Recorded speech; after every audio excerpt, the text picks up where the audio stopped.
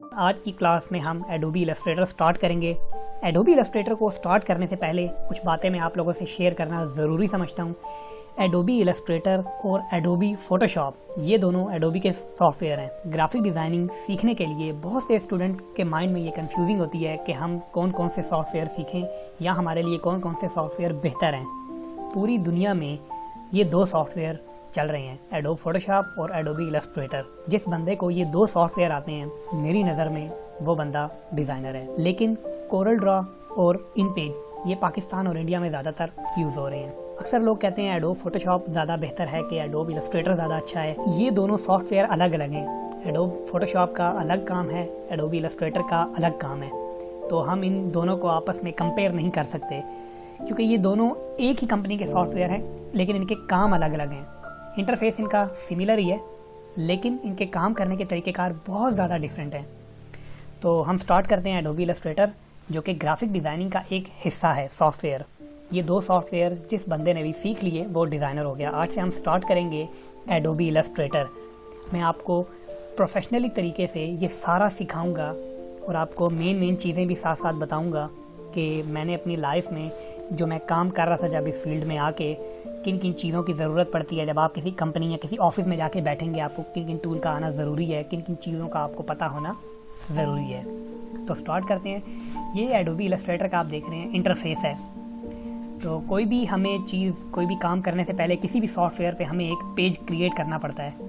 तो आज मैं आपको एडोबी इलस्ट्रेटर का पेज क्रिएट करना बताऊँगा, उसके बाद हम इसके इंटरफेस पे भी जाएंगे। किसी भी सॉफ्टवेयर का हमने पेज अगर क्रिएट करना हो तो उसका सिंपल सा तरीका है, या तो आप यहाँ से ले सकते हैं पेज क्रिएट न्यू, या आप फाइल में जाएं, ये देखें आपको न्यू नज़र आ रहा होगा, न्यू पेज यहाँ से आप ले सकते हैं, या इसका शॉर्टकट है Ctrl+N।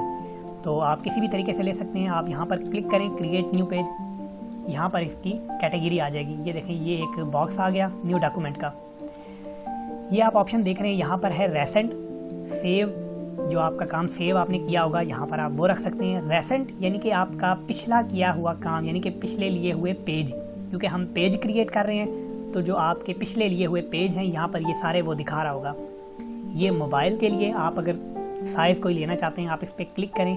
ये देखें हर तरह के फ़ोन के कुछ इसने साइज़ दिए हुए हैं आइडिया के तौर पर। लेकिन अगर आपको यहाँ से आपका साइज़ नहीं मिल रहा तो यहाँ पर आप विद और हाइट डाल के, जो क्लाइंट ने या जो कस्टमर ने या जो आपके माइंड में जिस साइज़ का आप मोबाइल के लिए कोई चीज़ बनाना चाह रहे हैं वो आप साइज़ यहाँ पे डाल सकते हैं।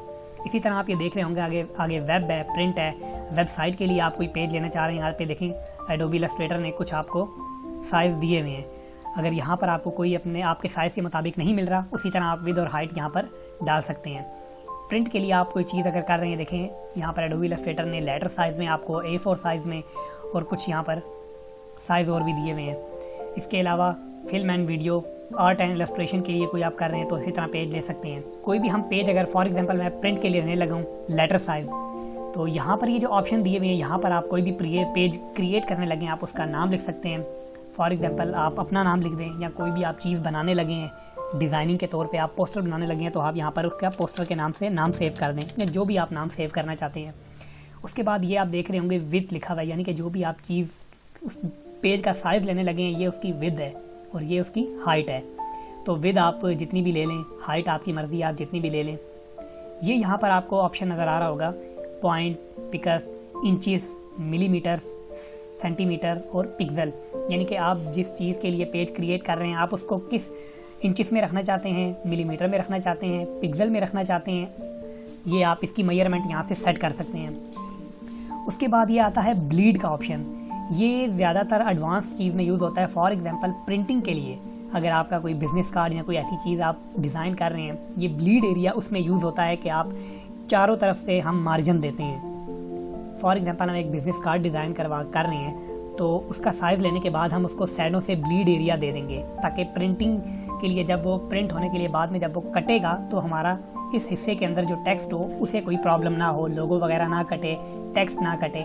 तो ये ब्लीड एरिया उसमें रखते हैं। आगे आने वाली क्लास में जब मैं बिज़नेस कार्ड या कोई ऐसी चीज़ डिज़ाइन करूँगा तो आपको ब्लीड एरिया के बारे में ज़रूर बताऊँगा।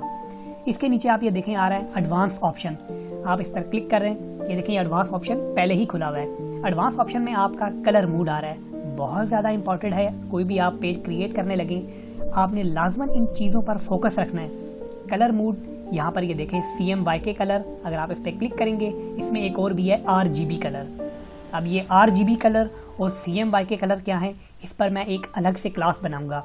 आपको एक छोटी सी एग्जांपल दे देता हूँ कि RGB कलर, ये कलर आपने तब सेलेक्ट करने हैं जब आप कोई चीज़ स्क्रीन के लिए डिज़ाइन कर रहे हो, और CMYK कलर आपने तब इस पर सिलेक्ट करके इसको रखना है जब आप कोई चीज़ प्रिंट करने के लिए डिज़ाइन कर रहे हो। बाकी CMYK और RGB पे मैं एक अलग से क्लास बनाऊंगा, उसमें आपको प्रॉपर डिफरेंस बताऊंगा। इसी तरह इसके नीचे आप ये देखें आ रहा है रास्टर इफेक्ट। रास्टर इफेक्ट ये रेजोल्यूशन आपकी बता रहा है। आप हाई यहाँ से 300 भी रख सकते हैं, मीडियम 150 भी रख सकते हैं, स्क्रीन के लिए आप 72 भी रख सकते हैं। अब ये रास्टर इफेक्ट क्या है, ये आपकी रेजोल्यूशन है। इस पर भी मैं एक अलग सी प्रॉपर क्लास बनाऊंगा, लेकिन आपको अभी इसका मैं एक आपको आइडिया दे देता हूँ कि ये क्या है। कि अगर आप कोई चीज़ स्क्रीन के लिए डिज़ाइन कर रहे हैं तो आपने 72 रेजोल्यूशन रखनी है, 72, अगर आप कोई चीज़ स्क्रीन के लिए डिज़ाइन कर रहे हैं। अगर आप कोई चीज़ प्रिंट होने के लिए डिज़ाइन कर रहे हैं तो आपने 300 रखना है इसको हाई पे। उसके बाद ये प्रीव्यू मूड, यहाँ पर आप ये देख रहे हैं, से आप डिफ़ॉल्ट ही रहने दें। मोर सेटिंग पे अगर मैं क्लिक करता हूँ, मोर सेटिंग पे आपका ये देखें नाम, प्रोफाइल की आपकी जो प्रिंट है आपने किस में रखना है इसको, मोबाइल, वेब, ये आपने आर्ट बोर्ड कितने लेने हैं। अगर यहाँ से आप इसको आगे करेंगे तो ये आर्ट बोर्ड आगे होते जाएंगे, अगर आप एक रखें तो बेहतर ही है। साइज़ ये आपने लेटर में लिया हुआ है, विद और हाइट ये आपकी बता रहा है, यूनिट आपने जो है पॉइंट में रखी हुई है। उसके बाद ब्लीड एरिया, ये ओरिएंटेशन, यहाँ पर मैंने आपको ये ओरिएंटेशन नहीं बताई। ओरिएंटेशन यानी कि आप अपनी चीज़ का साइज़ कैसे रखना चाहते हैं, पोर्ट्रेट या लैंडस्केप।